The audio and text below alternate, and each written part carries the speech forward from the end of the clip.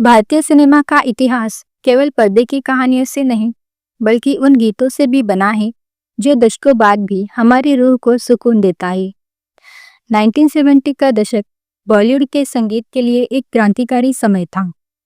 एक तरफ R D Burman का पाश्चात्य प्रभाव था, तो दूसरी तरफ लक्ष्मीकांत प्यारेलाल और कल्याण जी आनंद जी की पारंपरिक धुनें। इसी दौर में एक ऐसी फिल्म आई जिसने रिश्तों की मर्यादा को संगीत के माध्यम से पिरोया, साजन बिना सुहागन। आज हम उस फिल्म के एक ऐसे गीत की कहानी जानेंगे जिसे रिकॉर्ड करने के लिए प्रकृति ने भी परीक्षा ली, लेकिन अंत में जो बनकर निकला उसने इतिहास रच दिया। निर्देशक सावन कुमार अपनी फिल्मों में संवेदनशील विषयों और बेहतरीन संगीत के लिए जाने जाते थे। इस फिल्म के लिए उन्होंने संगीत की जिम्मेदारी सौंपी अपनी पसंदीदा संगीतकार उषा खन्ना को। उषा खन्ना उस दौर की उन चुनिंदा महिला संगीतकारों में से थी जिन्होंने पुरुष प्रधान इंडस्ट्री में भी अपनी एक अलग पहचान बनाई थी। उन्होंने इस फिल्म के लिए एक ऐसी धुन तैयार की जो रूहानियत से भरी थी। गीत के बोल थे, मधुबन खुशबू देता है। इन शब्दों को कमलबद्ध किया मशहूर गीतकार इंदिवर जी ने। जब इस गीत की धुन तैयार हुई तो सावन कुमार और उषा खन्ना के मन में केवल एक ही नाम था, मोहम्मद रफ़ी। रफ़ी साहब की मखमली आवाज़ इस गीत के साथ पूरा न्याय कर सकती थी। टीम ने रफ़ी साहब से संपर्क किया, लेकिन किस्मत को कुछ और ही मंजूर था। रफ़ी साहब उन दिनों अपने अंतर्राष्ट्रीय संगीत दौरे में बेहद व्यस्त थे। उनके पास रिकॉर्डिंग के लिए समय की भारी कमी थी। भारी मन से संगीत के इस देवता ने इस गीत को गाने से इनकार कर दिया। यह इनकार किसी नाराजगी के कारण नहीं, बल्कि पेशेवर प्रतिबद्धताओं की वजह से था। रफ़ी साहब के इनकार के बाद पूरी टीम असमंजस में थी। तभी एक नाम उभर कर आया, के.जे. येसुदास। दक्षिण भारत के इस गायक ने अपनी शास्त्रीय गायकी और साफ उच्चारण से हिंदी सिनेमा में अपनी जगह बनानी शुरू कर दी थी। इससे पहले उषा खन्ना और येसुदास फिल्म दादा के मशहूर गीत दिल के टुकड़े में साथ काम कर चुके थे। उषा जी को उनकी प्रतिभा पर पूरा भरोसा था। येसुदास को इस गीत के लिए फाइनल किया गया और रिकॉर्डिंग का दिन तय हुआ। रिकॉर्डिंग के लिए मुंबई का प्रसिद्ध महबूब स्टूडियो बुक किया गया था। समय तय हुआ था दोपहर के 4 बजे।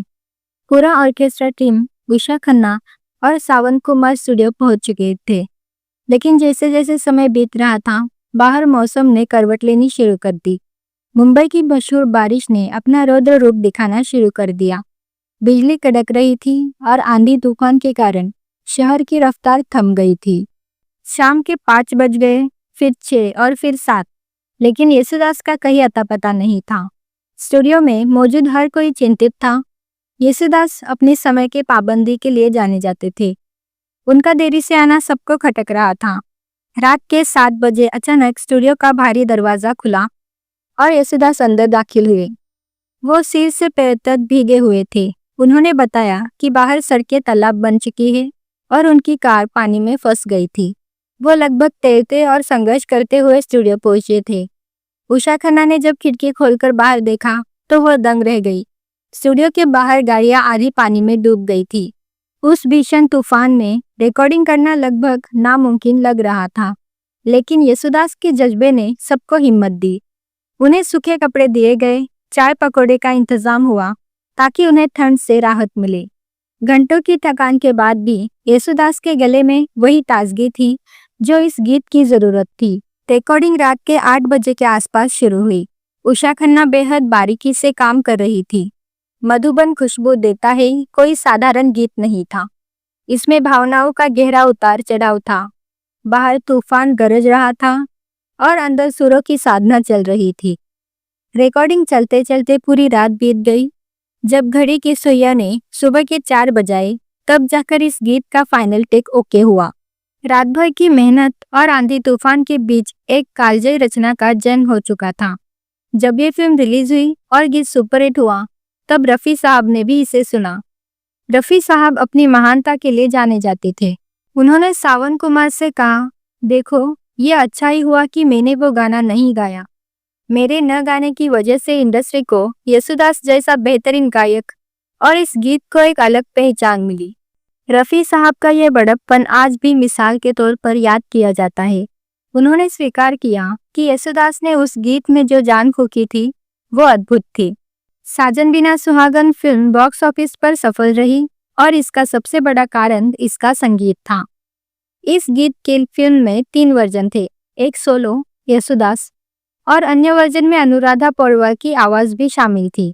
इस फिल्म ने उषा खन्ना के करियर को नई ऊंचाई दी और येसुदास को हिंदी फिल्म जगत के टॉप के गायकों में स्थापित कर दिया। आज जब भी हम निस्वार्थ प्रेम की बात करते हैं तो मधुबन खुशबू देता है हमारे कानों में शहद की तरह घुल जाता है। इस फिल्म में राजेंद्र कुमार, नूतन और विनोद मेहरा जैसे दिग्गज कलाकार भी थे।